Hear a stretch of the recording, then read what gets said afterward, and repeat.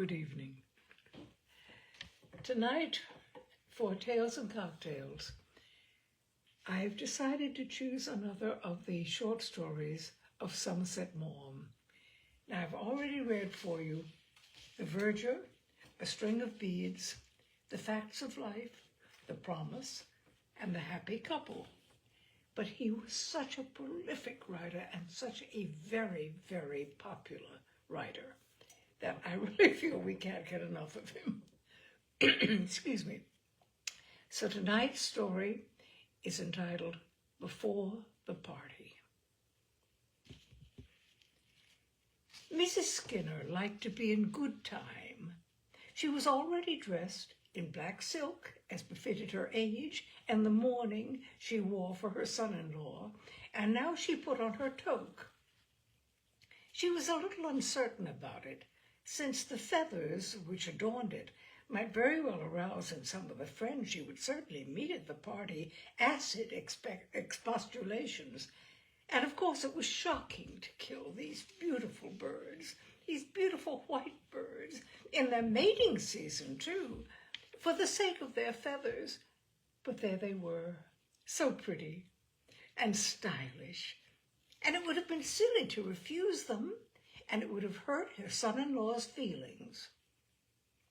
He had brought them all the way from Borneo, and he expected her to be so pleased with them. Kathleen had made herself rather unpleasant about them. She must wish she hadn't now, after what had happened. But Kathleen had never really liked Harold. Mrs. Skinner, standing at her dressing table, placed the toque on her head. It was, after all, the only nice hat she had, and put in a pin with a large jet knob. If anyone spoke to her about the Aspreys, she had her answer. "I know it's dreadful," she would say, "and I wouldn't dream of buying them, but my poor son-in-law brought them back the last time he was home on leave." That would explain her possession of them and excuse their use. Everyone had been very kind. Mrs. Skinner took a clean handkerchief from a drawer and sprinkled a little eau de cologne on it. She never used scent, and she had always thought it rather fast, but eau de cologne was so refreshing. She was very nearly ready now, and her eyes wandered out of the window behind her looking-glass. Canon Hayward had a beautiful day for his garden party. It was warm, and the sky was blue. The trees had not yet lost the fresh green of the spring. She smiled as she saw her little granddaughter in the strip of garden behind the house, busily raking her own flower bed. Mrs. Skinner wished Joan were not quite so pale. It was a mistake to have kept her so long in the tropics, and she was so grave for her age. You never saw her run about. She played quiet games of her own invention and watered her garden. Mrs. Skinner gave the front of her dress a final pat, took up her gloves, and went downstairs. Kathleen was at the writing table in the window, busy with lists she was making, for she was honorary secretary of the Ladies' Golf Club, and when there were competitions, had a great deal to do. But she, too, was ready for the party. "I see you've put on your jumper, after all," said Mrs. Skinner. They had discussed at luncheon whether Kathleen should wear her jumper or her black chiffon. The jumper was black and white, and Kathleen thought it rather smart, but it was hardly mourning. Millicent, however, was in favor of it. "There's no reason why we should all look as if we'd just come from a funeral," she said. "Harold's been dead 8 months." To Mrs. Skinner it seemed rather unfeeling to talk like that. Millicent was strange since her return from Borneo. "You're not going to leave off your weeds yet, darling?" she asked. Millicent did not give a direct answer. People don't wear mourning in the way they used, she said. She paused a little, and when she went on there was a tone in her voice which Mrs. Skinner thought quite peculiar. It was plain that Kathleen noticed it too, for she gave her sister a curious look. I'm sure Harold wouldn't wish me to wear mourning for him indefinitely. I dressed early because I wanted to say something to Millicent, said Kathleen in reply to her mother's observation. Oh? Kathleen did not explain. But she put her list aside and with knitted brows read for the second time a letter from a lady who complained that the committee had most unfairly marked down her handicap from 24 to 18. It requires a good deal of tact to be honorary secretary to a ladies' golf club. Mrs. Skinner began to put on her new gloves. The sun blinds kept the room cool and dark. She looked at the great wooden hornbill, gaily painted, which Harold had left in her safekeeping, and it seemed a little odd and barbaric to her, but he had set much store by it. It had some religious significance, and Canon Hayward had been greatly struck by it. On the wall over the sofa were Malay weapons. She forgot what they were called, and here and there on occasional tables pieces of silver and brass which Harold at various times had sent to them. She had liked Harold, and involuntarily her eyes sought the photograph which stood on the piano with photographs of her two daughters, her grandchild, her sister, and her sister's son. Why, Kathleen, where's Harold's photograph? She asked. Kathleen looked round. It no longer stood in its place. Someone's taken it away, said Kathleen. Surprised and puzzled, she got up and went over to the piano. The photographs had been rearranged so that no gap would show. Perhaps Millicent wanted to have it in her bedroom, said Mrs. Skinner. I should have noticed it. Besides, Millicent has several photographs of Harold. She keeps them locked up. Mrs. Skinner had thought it very peculiar that her daughter should have no photographs of Harold in her room. Indeed, she had spoken of it once, but Millicent had made no reply. Millicent had been strangely silent since she came back from Borneo, and had not encouraged the sympathy Mrs. Skinner would have been so willing to show her. She seemed unwilling to speak of her great loss. Sorrow took people in different ways. Her husband had said the best thing was to leave her alone. The thought of him turned her ideas to the party they were going to. Father asked if I thought he ought to wear a top hat, she said. I said I thought it would be just as well to be on the safe side. It was going to be quite a grand affair. They were having ices, strawberry and vanilla, from Buddy, the confectioner, but the Haywards were making the iced coffee at home. Everyone would be there. They had been asked to meet the Bishop of Hong Kong, who was staying with the canon, an old college friend of his, and he was going to speak on the Chinese missions. Mrs. Skinner, whose daughter had lived in the East for 8 years and whose son-in-law had been resident of a district in Borneo, was in a flutter of interest. Naturally, it meant more to her than to people who had never had anything to do with the colonies and that sort of thing. What can they know of England that only England knows, as Mr. Skinner said? He came into the room at that moment. He was a lawyer, as his father had been before him, and he had offices in Lincoln's Inn Fields.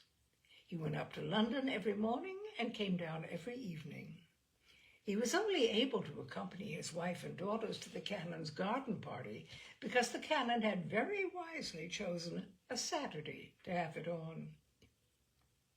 Mr. Skinner looked very well in his tailcoat and pepper and salt trousers. He was not exactly dressy, but he was neat. He looked like a respectable family solicitor, which indeed he was.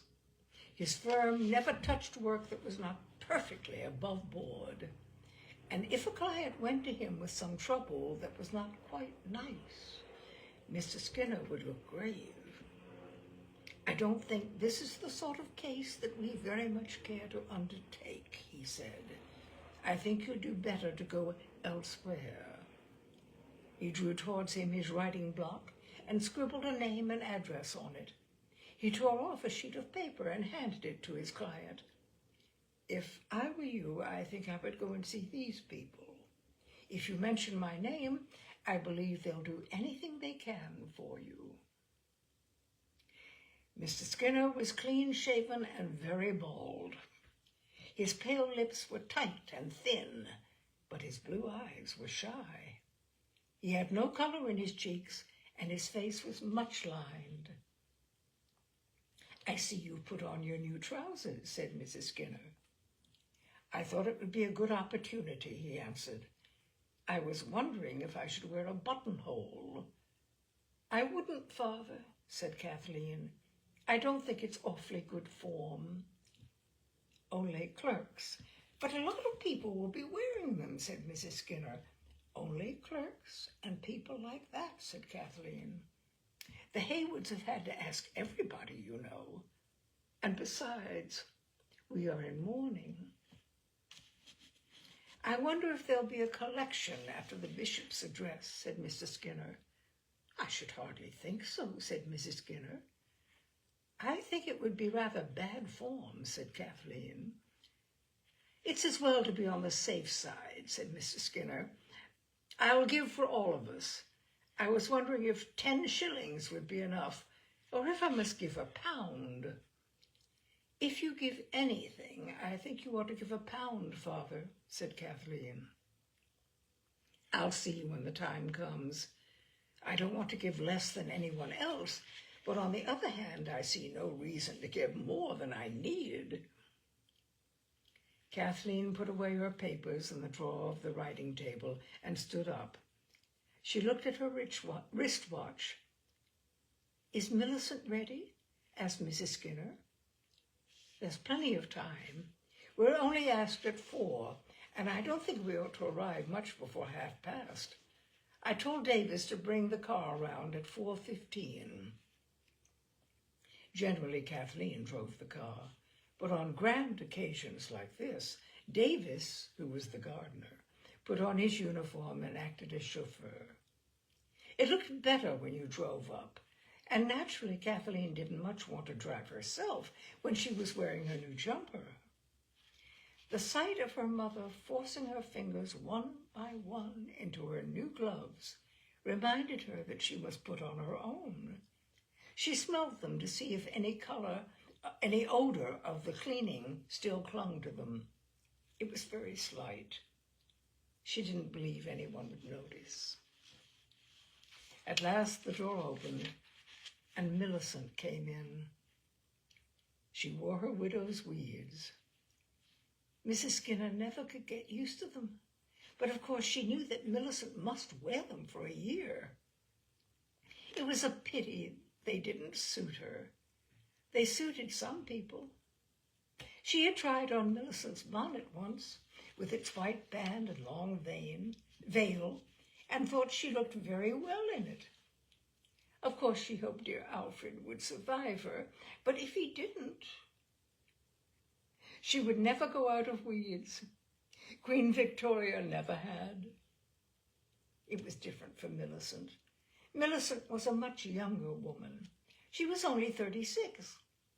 It was very sad to be a widow at 36, and there wasn't much chance of her marrying again. Kathleen wasn't very likely to marry now. She was 35. Last time Millicent and Harold had come home, she had suggested that they should have Kathleen to stay with them. Harold had seemed willingly enough, but Millicent said it wouldn't do. Mrs. Skinner didn't know why not. It would give her a chance. Of course, they didn't want to get rid of her, but a girl ought to marry. and somehow all the men they knew at home were married already. Millicent said the climate was trying. It was true she had a bad color. No one would think now that Millicent had been the prettier of the two. Kathleen had fined down as she grew older. Of course, some people said she was too thin, but now that she had cut her hair, with her cheeks red from playing golf in all weathers, Mrs. Skinner thought her quite pretty. No one could say that of poor Millicent. She had lost her figure completely. She had never been tall, and now that she had filled out, she looked stocky. She was a good deal too fat. Mrs. Skinner supposed it was due to the tropical heat that prevented her from taking exercise. Her skin was sallow and muddy, and her blue eyes, which had been her best feature, had gone quite pale. She ought to do something about her neck, Mrs. Skinner reflected. She's becoming dreadfully jowly. She had spoken of it once or twice to her husband. He remarked that Millicent wasn't as young as she was. That might be, but she needn't let herself go altogether. Mrs. Skinner made up her mind to talk to her daughter seriously, but of course she must respect her grief, and she would wait till the year was up. She was just as glad to have this reason to put off a conversation, the thought of which made her slightly nervous. For Millicent had certainly changed. There was something sullen in her face, which made her mother not quite at home with her. Mrs. Skinner liked to say aloud all the thoughts that passed through her head. But Millicent, when you made a remark just to say something, had an awkward habit of not answering, so that you wondered whether she had heard. Sometimes Mrs. Skinner found it so irritating that not to be quite sharp with Millicent, she had to remind herself that poor Harold had only been dead 8 months. The light from the window fell on the widow's heavy face as she advanced silently, but Kathleen stood with her back to it. She watched her sister for a moment. "Millicent, there's something I want to say to you," she said. "I was playing golf with Gladys Haywood this morning." "Did you beat her?" asked Millicent. Gladys Haywood was the Canon's only unmarried daughter. "She told me something about you which I think you ought to know." Millicent's eyes passed beyond her sister to the little girl watering flowers in the garden. "Have you told Annie to give Joan her tea in the kitchen, Mother?" she said. "Yes, she'll have it when the servants have theirs." Kathleen looked at her sister coolly. "The bishop spent 2 or 3 days at Singapore on his way home," she went on. "He's very fond of traveling. He's been to Borneo, and he knows a great many of the people that you know." "He'll be interested to see you, dear," said Mrs. Skinner. "Did he know poor Harold?" "Yes, he met him at Kuala Lumpur. He remembers him very well. He says he was shocked to hear of his death." Millicent sat down and began to put on her black gloves. It seemed strange to Mrs. Skinner that she received these remarks with complete silence. "Oh, Millicent," she said, "Harold's photo has disappeared. Have you taken it?" "Yes, I put it away." "I should have thought you'd like to have it out." Once more, Millicent said nothing. It really was an exasperating habit. Kathleen turned slightly in order to face her sister. "Millicent, why did you tell us that Harold died of fever?" The widow made no gesture. She looked at Kathleen with steady eyes, but her sallow skin darkened with a flush. She did not reply. "What do you mean, Kathleen?" asked Mr. Skinner with surprise. "The bishop says that Harold committed suicide." Mrs. Skinner gave a startled cry, but her husband put out a deprecating hand. "Is it true, Millicent?" Yes. Then why didn't you tell us? Millicent paused for an instant. She fingered idly a piece of brunei brass which stood on the table by her side. That, too, had been a present from Harold. I thought it better for Joan that her father should be thought to have died of fever. I didn't want her to know anything about it. You've put us in an awfully awkward position, said Kathleen, frowning a little. Gladys Hayward said she thought it rather nasty of me not to have told her the truth. I had the greatest difficulty in getting her to believe that I knew absolutely nothing about it. She said her father was rather put out. He says after all the years we've known one another, and considering that he married you, and the terms we've been on and all that, he does think we might have had confidence in him. And in all events, if we didn't want to tell him the truth, we needn't have told him a lie. I must say I sympathize with him there, said Mr. Skinner acidly. Of course, I told Gladys that we weren't to blame. We only told them what you told us. I hope it didn't put you off your game, said Millicent. Really, my dear, I think that is a most improper observation, exclaimed her father. He rose from his chair, walked to the empty fireplace, and from force of habit stood in front of it with parted coat-tails. It was my business, said Millicent, and if I chose to keep it to myself, I don't see why I shouldn't. It doesn't look as if you had any affection for your mother if you didn't even tell her, said Mrs. Skinner. Millicent shrugged her shoulders. You might have known it was bound to come out, said Kathleen. Why? I didn't expect the two gossiping old parsons would have nothing else to talk about than me. When the bishop said he'd been to Borneo, it's only natural that the Haywoods should ask him if he knew about you and if he knew you and Harold. Oh, that's neither here nor there, said Mr. Skinner. I think you should certainly have told us the truth, and we could have decided what was the best thing to do. As a solicitor, I can tell you that in the long run, it only makes things worse if you attempt to hide them. Poor Harold, said Mrs. Skinner, and the tears began to trickle down her rattled cheeks. It seems dreadful. He was always a good son-in-law to me. Whatever induced him to do such a dreadful thing? The climate.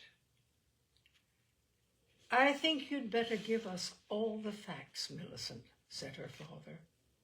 Kathleen will tell you. Kathleen hesitated. What she had to say really was rather dreadful. It seemed terrible that such things should happen to a family like theirs. The bishop says he cut his throat. Mrs. Skinner gasped, and she went impulsively up to her bereaved daughter. She wanted to fold her in her arms. My poor child, she sobbed. But Millicent withdrew herself. Please don't fuss me, Mother. I really can't stand being mauled about. Really, Millicent, said Mrs. Skinner with a frown.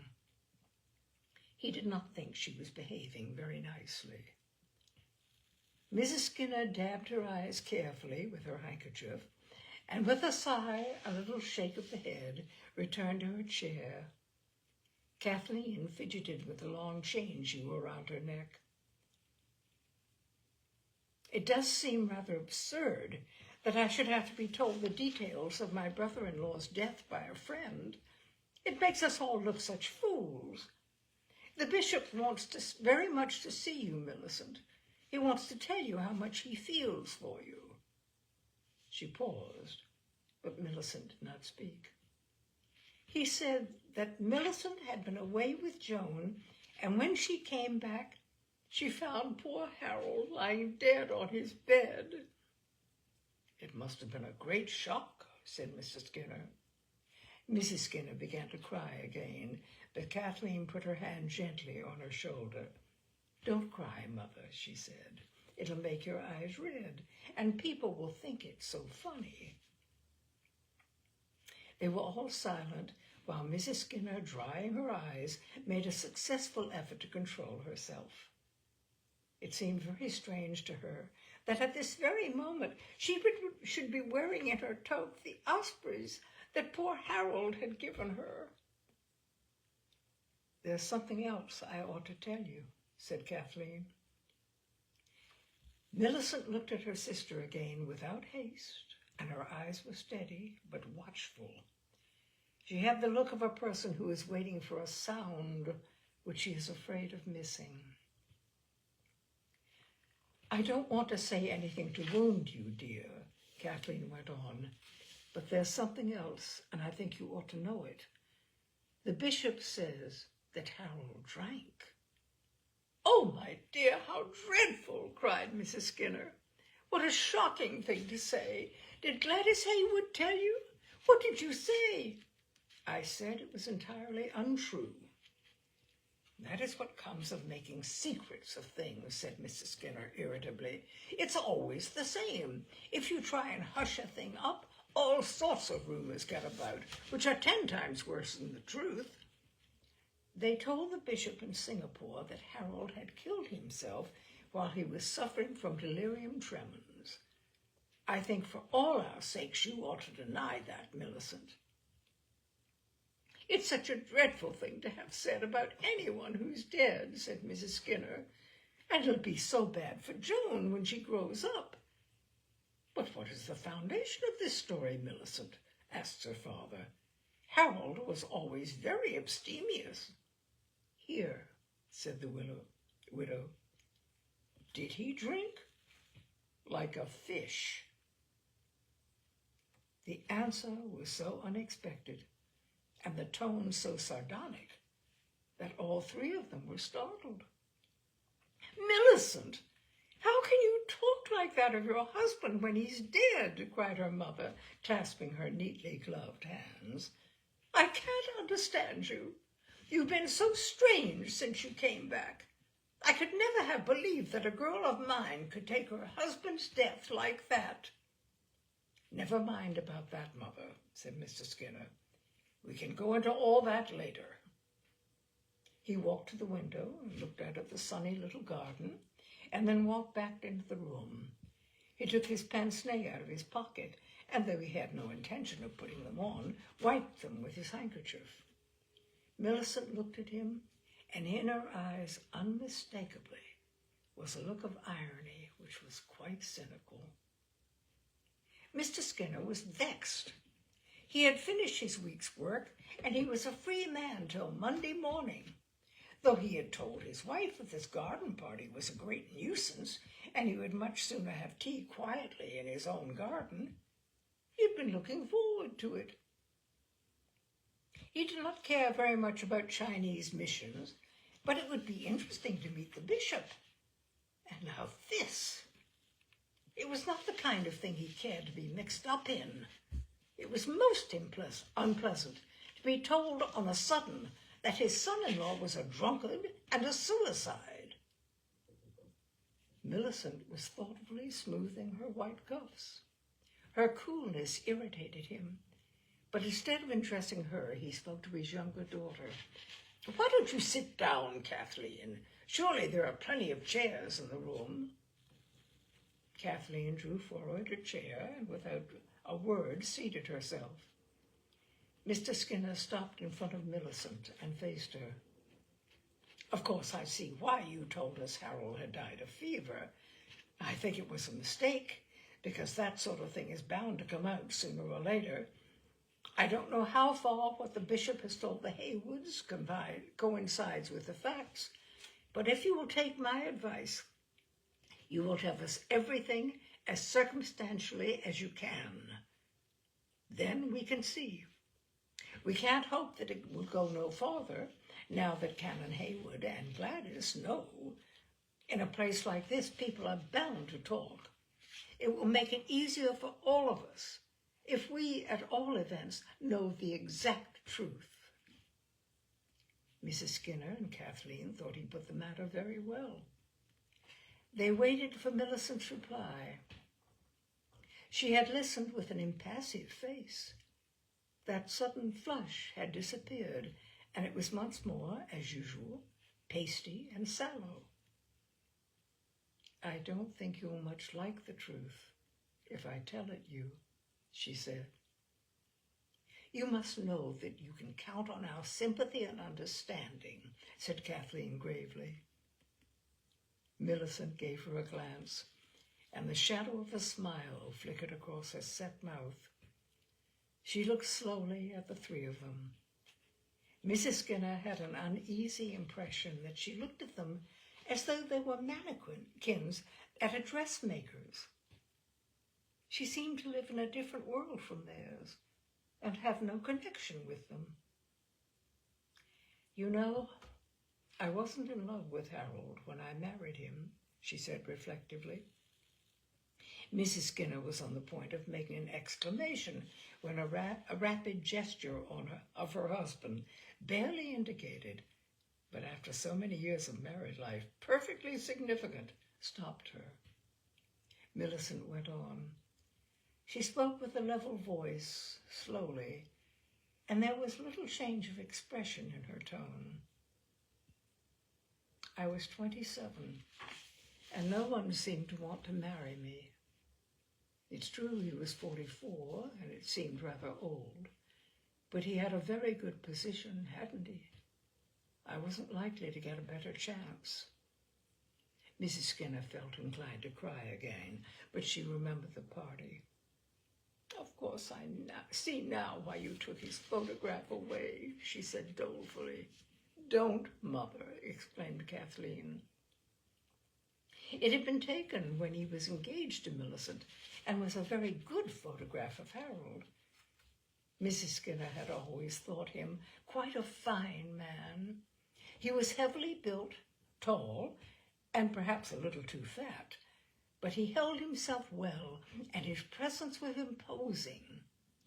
He was inclined to be bald even then, but men did go bald very early nowadays, and he said that topies, sun helmets, were very bad for the hair. He had a very small, dark mustache, and his face was deeply burned by the sun. Of course, his best feature was his eyes.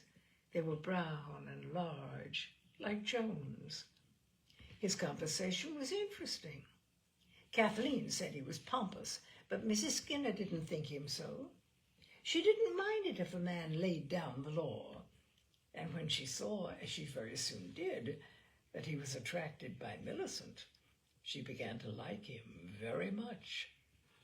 He was always very attentive to Mrs. Skinner, and she listened as though she were really interested when she spoke of his district and told her of the big game he had killed. Kathleen said he had a pretty good opinion of himself, but Mrs. Skinner came of a generation which accepted without question the good opinion that men had of themselves. Millicent saw very soon which way the wind blew, and though she said nothing to her mother knew that if Harold asked her, she was going to accept him. Harold was staying with some people who had been 30 years in Borneo, and they spoke well of the country. There was no reason why a woman shouldn't live there comfortably. Of course, the children had to come home when they were 7, but Mrs. Skinner thought it unnecessary to trouble about that yet. She asked Harold to dine, and she told him they were always in to tea. He seemed to be at a loose end, and when his visit to his old friends was drawing to a close, she told him they would be very much pleased if he would come and spend a fortnight with them. It was toward the end of this that Harold and Millicent became engaged. They had a very pretty wedding. They went to Venice for their honeymoon, and then they started for the East. Millicent wrote from the various ports at which the ship touched. She seemed happy. "People were very nice to me at Kuala Salor," she said. Kuala Salor was the chief town of the state of Sembulu. "We stayed with the resident, and everyone asked us to dinner. Once or twice I heard men ask Harold to have a drink, but he refused. He said he had turned over a new leaf. Now he was a married man. I didn't know why they laughed. Mrs. Gray, the resident's wife, told me they were all so glad Harold was married. She said it was dreadfully lonely for a bachelor at one of the outstations. When we left Kuala Solor, Mrs. Gray said goodbye to me so funnily that I was quite surprised. It was as if she was solemnly putting Harold in my charge. They listened to her in silence. Kathleen never took her eyes off her sister's impassive face. But Mr. Skinner stared straight in front of him at the Malay arms, krises, and parangs which hung on the wall above the sofa on which his wife sat. It wasn't till I got back to Kuala Lumpur a year and a half later that I found out why their manner had seemed so odd. Millicent gave a queer little sound, like the echo of a scornful laugh. I knew then a good deal that I hadn't known before. Harold came to England that time in order to marry. He didn't much mind who it was. Do you remember how we spread ourselves out to catch him, Mother? We needn't have taken so much trouble. I don't know what you mean, Millicent, said Mrs. Skinner, not without acerbity, for the insinuation of scheming did not please her. I saw he was attracted to you. Millicent shrugged her heavy shoulders. He was a confirmed drunkard. He used to go to bed every night with a bottle of whiskey and empty it before morning. The chief secretary told him he'd have to resign unless he stopped drinking. He said he'd give him one more chance. He could take his leave then and go to England. He advised him to marry so that when he got back he'd have someone to look after him. Harold married me because he wanted a keeper. They took bets in Kuala Solor on how long I'd make him stay sober. But he was in love with you, Mrs. Skinner interrupted. You don't know how he used to speak to me about you. And at the time you were speaking of, when you went to Kuala Solor to have Joan, he wrote me such a charming letter about you. Millicent looked at her mother again, and a deep color dyed her sallow skin. Her hands, lying on her lap, began to tremble a little. She thought of those first few months of her married life. The government launch took them to the mouth of the river, and they spent the night at the bungalow, which Harold said jokingly was their seaside residence. Next day they went upstream in a prau. From the novels she had read, she expected the rivers of Borneo to be dark and strangely sinister, but the sky was blue, dappled with little white clouds, and the green of the mangroves and the nipas, washed by the flowing water, glistened in the sun. On each side stretched the pathless jungle, and in the distance, silhouetted against the sky, was the ragged outline of a mountain. The air in the early morning was fresh and buoyant. She seemed to enter upon a friendly, fertile land, and she had a sense of spacious freedom. They watched the bank for monkeys sitting on the branches of the tangled trees, and once Harold pointed out something that looked like a log and said it was a crocodile. The assistant resident in ducks and a topi was at the landing stage to meet them, and a dozen trim little soldiers were lined up to do them honor. The assistant resident was introduced to her. His name was Simpson. "By Jove, sir," he said to Harold, "I'm glad to see you back. It's been deuced lonely without you." The resident's bungalow, surrounded by a garden in which grew wildly all manner of gay flowers, stood on the top of a low hill. It was a trifle shabby, and the furniture was sparse, but the rooms were cool and of generous size. The compound is down there, said Harold, pointing. Her eyes followed his gesture, and from among the coconut trees rose the beating of a gong. It gave her a queer little sensation in the heart. Though she had nothing much to do, the days passed easily enough. At dawn, a boy brought them their tea, and they lounged about the veranda, enjoying the fragrance of the morning. Harold in a singlet and sarong, she in a dressing gown, till it was time to dress for breakfast. Then Harold went to his office, and she spent an hour or two learning Malay. After tiffin, he went back to his office while she slept. A cup of tea revived them both, and they went for a walk or played golf on the 9-hole links which Harold had made on a level piece of clear jungle below the bungalow. Night fell at 6, and Mr. Simpson came along to have a drink. They chatted till their late dinner hour, and sometimes Harold and Mr. Simpson played chess. The balmy evenings were enchanting. The fireflies turned the bushes just below the veranda into coldly sparkling, tremulous beacons, and flowering trees scented the air with sweet odors.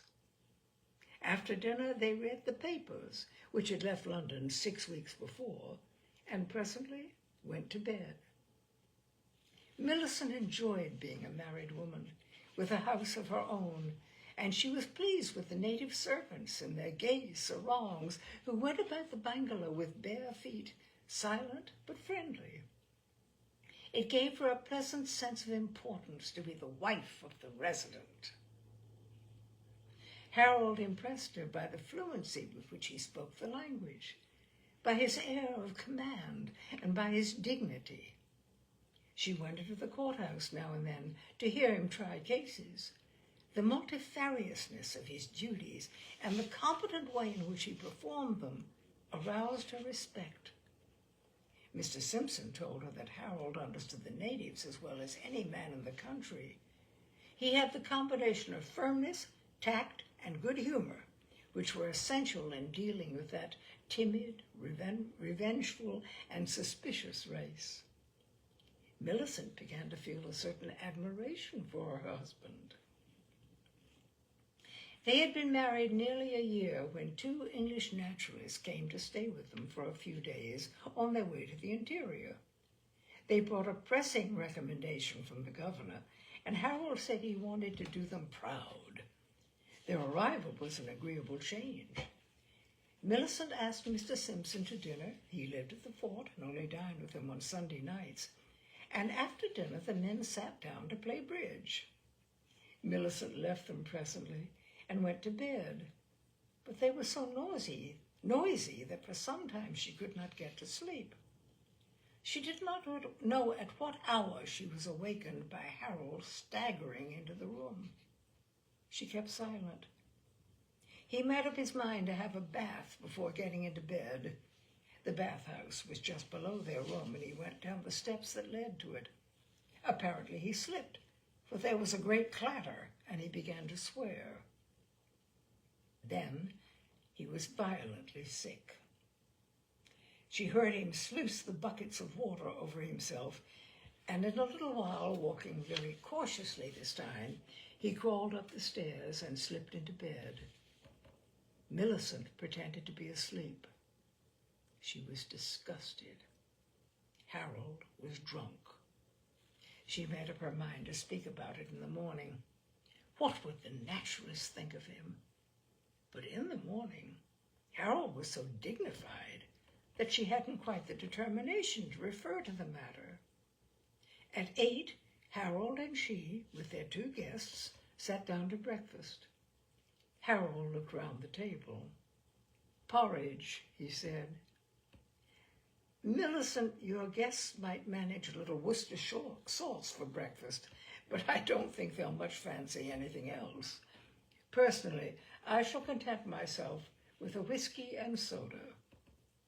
The naturalist laughed, but shamefacedly. "Your husband's a terror," said one of them. I should not think I had properly performed the duties of hospitality if I sent you sober to bed on the first night of your visit, said Harold, with his round, stately way of putting things. Millicent, smiling acidly, was relieved to think that her guests had been as drunk as her husband. The next evening she sat up with them, and the party broke up at a reasonable hour. But she was glad when the strangers went on their journey. Their life resumed its placid course. Some months later, Harold went on a tour of inspection of his district and came back with a bad attack of malaria. This was the first time she had seen the disease of which she had heard so much, and when he recovered, it did not seem strange to her that Harold was very shaky. She found his manner peculiar. He would come back from the office and stare at her with glazed eyes. He would stand on the veranda, swaying slightly, but still dignified, and make long harangues about the political situation in England. Losing the thread of his discourse, he would look at her with an archness which his natural stateliness made somewhat disconcerting, and say, "Pulls you down dreadfully, this confounded malaria. Ah, little woman, you little know the strain it puts upon a man to be an empire builder." She thought that Mr. Simpson began to look worried, and once or twice when they were alone, he seemed on the point of saying something to her, which his shyness at the last moment prevented. The feeling grew so strong that it made her nervous, and one evening when Harold, she knew not why, had remained later than usual at the office, she tackled him. "What have you got to say to me, Mr. Simpson?" she broke out suddenly. He blushed and hesitated. "Nothing? What makes you think I have anything in particular to say to you?" Mr. Simpson was a thin, weedy youth of 24, with a fine head of waving hair, which he took great pains to plaster down very flat. His wrists were swollen and scarred with mosquito bites. Millicent looked at him steadily. "If it's something to do with Harold, don't you think it would be kinder to tell me frankly?" He grew scarlet now. He shuffled uneasily on his rattan chair. She insisted. "I'm afraid you'll think it awful cheek," he said at last. "It's rotten of me to say anything about my chief behind his back. Malaria's a rotten thing, and after one's had a bout of it, one feels awfully down and out." He hesitated again. The corners of his mouth sagged as if he were going to cry. To Millicent, he seemed like a little boy. "I'll be as silent as the grave," she said with a smile, trying to conceal her apprehension. "Do tell me." "I think it's a pity your husband keeps a bottle of whiskey at the office. He's apt to take a nip more often than he otherwise would." Mr. Simpson's voice was hoarse with agitation. Millicent felt a sudden coldness shiver through her. She controlled herself, for she knew that she must not frighten the boy if she were to get out of him all there was to tell. He was unwilling to speak. She pressed him, wheedling, appealing to his sense of duty, and at last she began to cry. Then he told her that Harold had been drunk, more or less, for the last fortnight. The natives were talking about it, and they said that soon he would be as bad as he had been before his marriage. He had been in the habit of drinking a good deal too much then, but details of that time, notwithstanding all her attempts, Mr. Simpson resolutely declined to give her. "Do you think he's drinking now?" she asked. "I don't know." Millicent felt herself of a sudden hot with shame and anger. The fort, as it was called because the rifles and the ammunition were kept there, was also the courthouse. It stood opposite the residence bungalow in a garden of its own. The sun was just about to set, and she did not need a hat. She got up and walked across. She found Harold sitting in the office behind the large hall in which he administered justice. There was a bottle of whiskey in front of him. He was smoking cigarettes and talking to 3 or 4 Malays who stood in front of him, listening with obsequious and at the same time scornful smiles. His face was red. The natives vanished. "I came to see what you were doing," she said. He rose, for he always treated her with elaborate politeness, and lurched. Feeling himself unsteady, he assumed an elaborate stateliness of demeanor. "Take a seat, my dear. Take a seat. I was detained by press of work." She looked at him with angry eyes. "You're drunk," she said. He stared at her, his eyes bulging a little, and a haughty look gradually traversed his large and fleshy face. "I haven't the remotest idea what you mean," he said. She had been ready with a flow of wrathful expostulation, but suddenly she burst into tears. She sank into a chair and hid her face. Harold looked at her for an instant. Then the tears began to trickle down his cheeks. He came towards her with outstretched arms and fell heavily on his knees. Sobbing, he clasped her to him. Forgive me, he said. "I promise you it shall not happen again. It's that damned malaria." "It's so humiliating," she moaned. He wept like a child. There was something very touching in the self-abasement of that big, dignified man. Presently, Millicent looked up. His eyes, appealing and contrite, sought hers. "Will you give me your word of honor that you'll never touch liquor again?" Yes, I hate it." It was then she told him that she was with child. He was overjoyed. "That is the one thing I wanted. That will keep me straight." They went back to the bungalow. Harold bathed himself and had a nap. After dinner, they talked long and quietly. He admitted that before he married her, he had occasionally drunk more than was good for him. In outstations, it was easy to fall into bad habits. He agreed to everything that Millicent asked, and during the months before it was necessary for her to go to Kuala Solor for her confinement, Harold was an excellent husband, tender, thoughtful, proud, and affectionate. He was irreproachable. A launch came to fetch her. She was to leave him for 6 weeks, and he promised faithfully to drink nothing during her absence. He put his hands on her shoulders. "I never break a promise," he said in his dignified way. "But even without it, can you imagine that while you are going through so much, I should do anything to increase your troubles?" Joan was born. Millicent stayed at the residence, and Mrs. Gray, his wife, a kindly creature of middle age, was very good to her.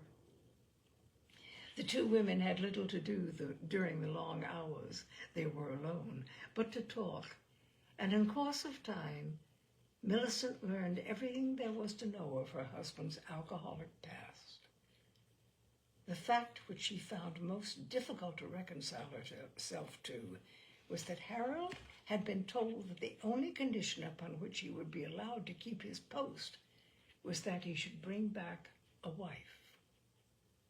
It caused in her a dull feeling of resentment.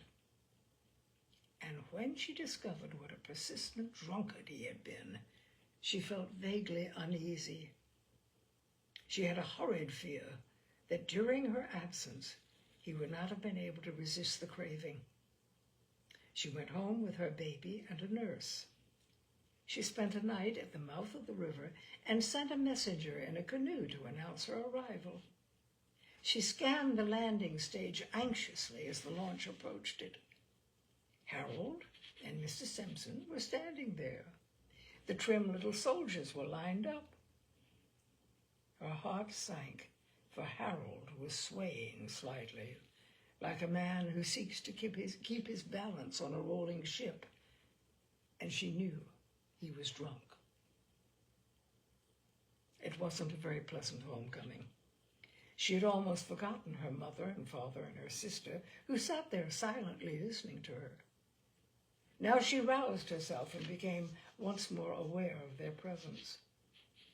All that she spoke of seemed very far away.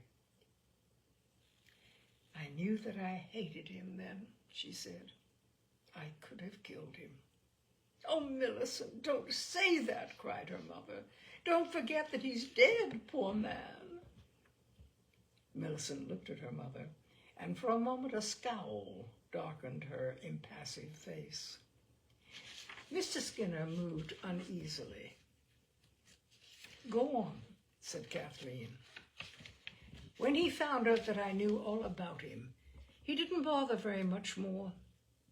In 3 months he had another attack of DTs. "Why didn't you leave him?" said Kathleen. "What would have been the good of that? He would have been dismissed from the service in a fortnight. Who was to keep me and Joan? I had to stay. And when he was sober, I had nothing to complain of. He wasn't in the least in love with me, but he was fond of me. I hadn't married him because I was in love with him, but because I wanted to be married. I did everything I could to keep liquor from him. I managed to get Mr. Gray to prevent whiskey being sent from Kuala Lumpur, but he got it from the Chinese. I watched him as a cat watches a mouse. He was too cunning for me. In a little while, he had another outbreak. He neglected his duties from Kuala Lumpur, and that was our safeguard. But I suppose something was said, for Mr. Gray wrote a private letter of warning to me. I showed it to Harold. He stormed and blustered, but I saw he was frightened, and for 2 or 3 months he was quite sober. Then it began again. And so it went on till our leave became due. Before we came to stay here, I begged and prayed him to be careful. I didn't want any of you to know what sort of a man I had married. All the time he was in England, he was all right, and before we sailed, I warned him. He'd grown to be very fond of Joan and very proud of her, and she was devoted to him. She always liked him better than she liked me. I asked him if he wanted to have his child grow up knowing that he was a drunkard, and I found out that at last I'd got a hold on him. The thought terrified him. I told him that I wouldn't allow it, and if he ever let Joan see him drunk, I'd take her away from him at once. Do you know, he grew quite pale when I said it. I fell on my knees that night and thanked God because at last I had found a way of saving my husband. He told me that if I would stand by him, he would have another try.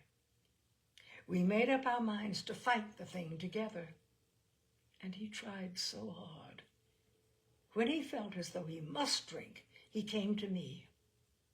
You know, he was inclined to be rather pompous. With me, he was so humble. He was like a child. He depended on me. Perhaps he didn't love me when he married me, but he loved me then, me and Joan. I'd hated him because of the humiliation, because when he was drunk and tried to be dignified and impressive, he was loathsome.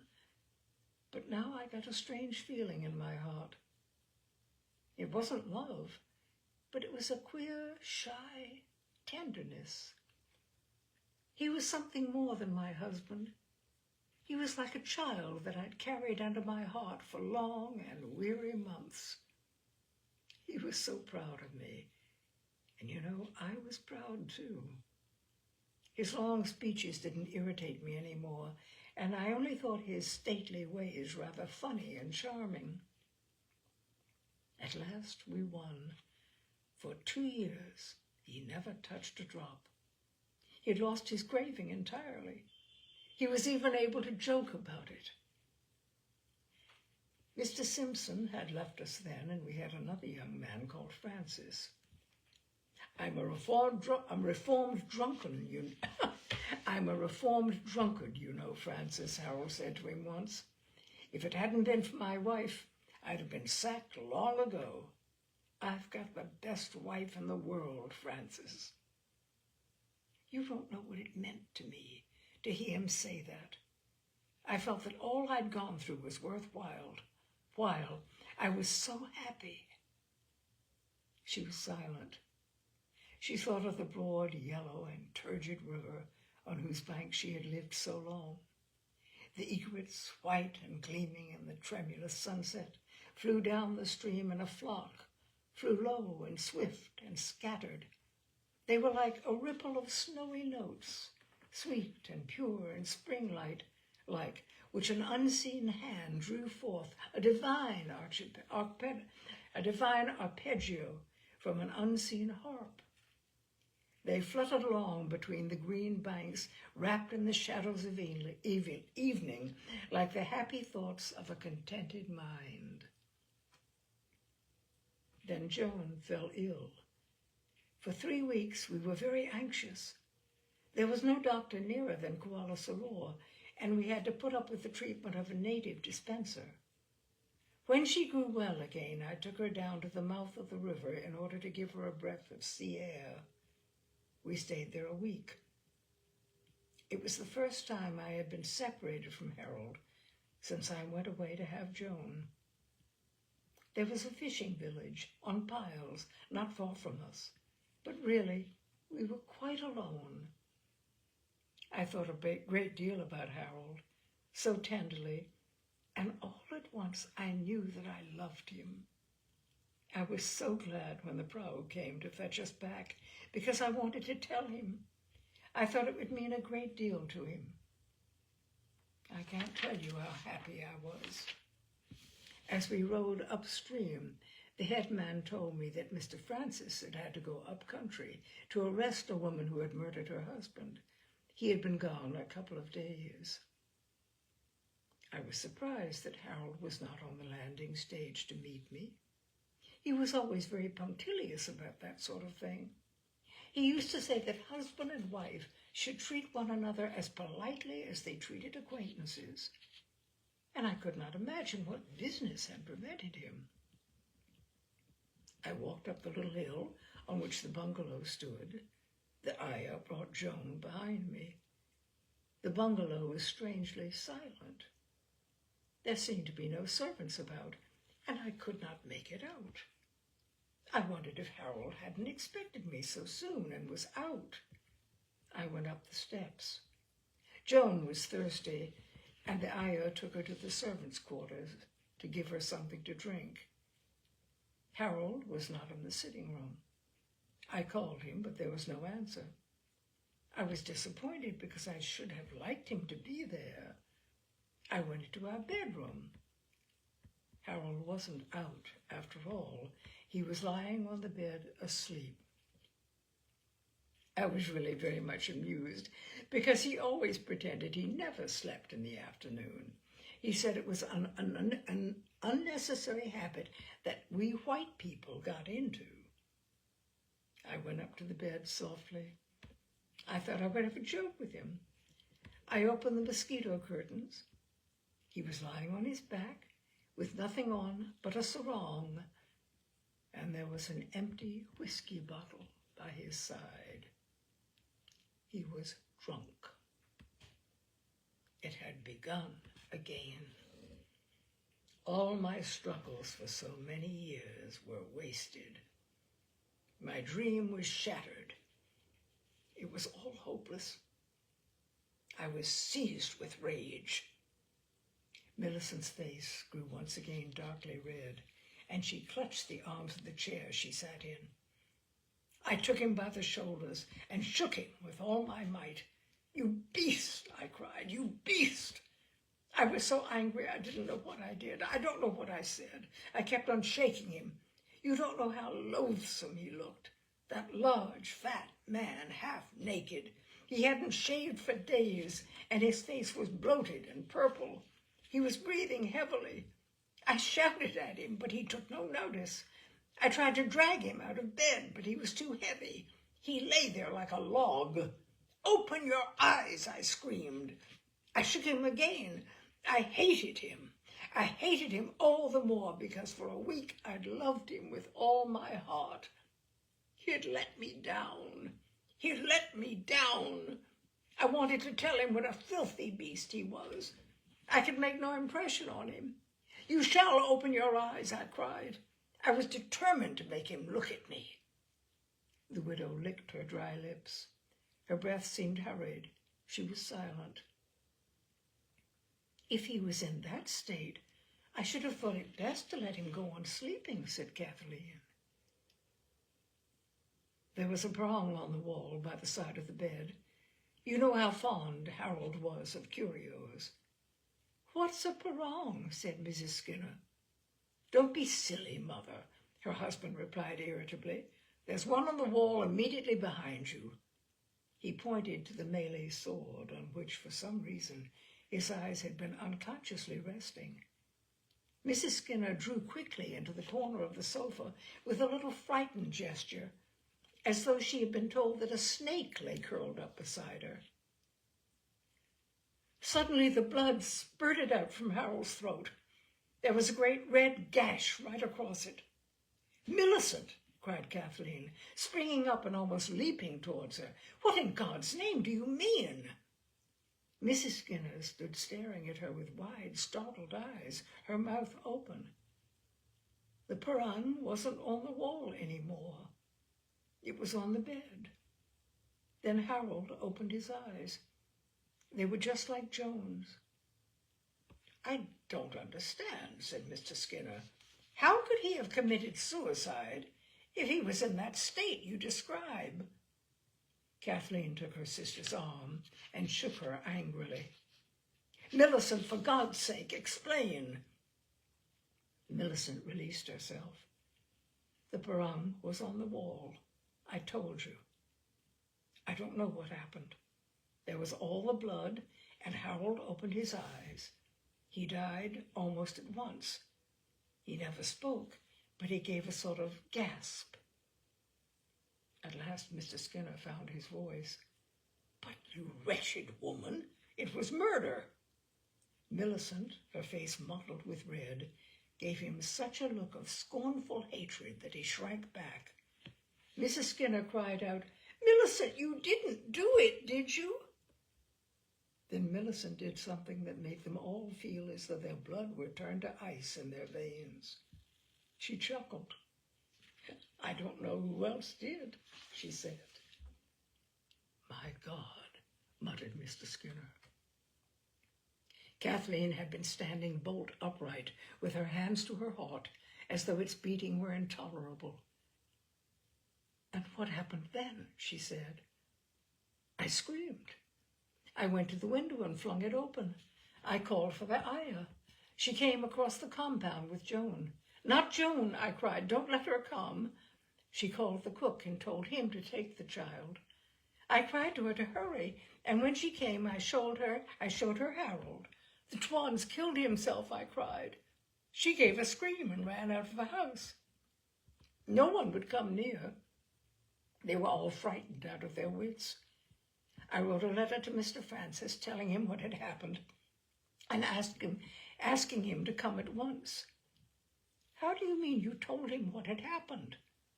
"I said, on my return from the mouth of the river, I'd found Harold with his throat cut. You know, in the tropics, you have to bury people quickly. I got a Chinese coffin, and the soldiers dug a grave behind the fort. When Mr. Francis came, Harold had been buried for nearly 2 days. He was only a boy.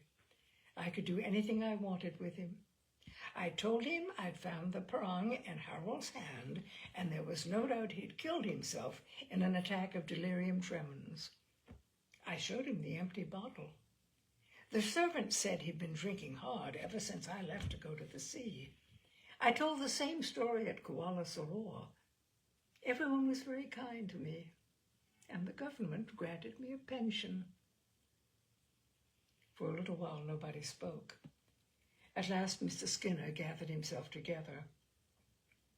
I am a member of the legal profession. I'm a solicitor. I have certain duties. We've always had a most respectable practice. You've put me in a monstrous position. He fumbled, searching for the phrases that played at hide and seek in his scattered wits. Millicent looked at him with scorn. What are you going to do about it? It was murder, that's what it was. Do you think I can possibly connive at it? Don't talk nonsense, Father, said Kathleen sharply. You can't give your own daughter up. You've put me in a monstrous position, he repeated. Millicent shrugged her shoulders again. You made me tell you, and I've borne it long enough by myself. It was time that all of you should bore it too. At that moment, the door was opened by the maid. Davis has brought the car around, sir, she said. Kathleen had the presence of mind to say something, and the maid withdrew. We'd better be starting, said Millicent. I can't go to the party now, cried Mrs. Skinner with horror. I'm far too upset. How can we face the Haywards? And the bishop will want to be introduced to you. Millicent made a gesture of indifference. Her eyes held their ironical expression. We must go, Mother, said Kathleen. It would look so funny if we stayed away. She turned on Millicent furiously. Oh, I think the whole thing is such frightfully bad form. Mrs. Skinner looked helplessly at her husband. He went to her and gave her his hand to help her up from the sofa. I'm afraid we must go, Mother, he said. And me with the ospreys in my toque that Harold gave me with his own hands, she moaned. He led her out of the room. Kathleen followed close on their heels, and a step or two behind came Millicent. You'll get used to it, you know, she said quietly. At first, I thought of it all the time, but now I forget it for 2 or 3 days together. It's not as if there was any danger. They did not answer. They walked through the hall and out of the front door. The 3 ladies got into the back of the car, and Mr. Skinner seated himself beside the driver. They had no self-starter. It was an old car, and Davis went to the bonnet to crank it up. Mr. Skinner turned round and looked petulantly at Millicent. I ought never to have been told, he said. I think it was most selfish of you. Davis took his seat, and they drove off to the Cannons' garden party.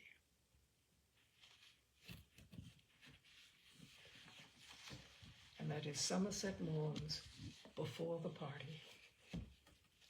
I hope you've enjoyed it, my dears. I find his writing just extraordinary. His characters are so vivid, so real, and his sense of time and place is impeccable. Anyway, that's it for Tales and Cocktails tonight, and I hope you'll join me next Wednesday at 6. Thank you very much. Bye now.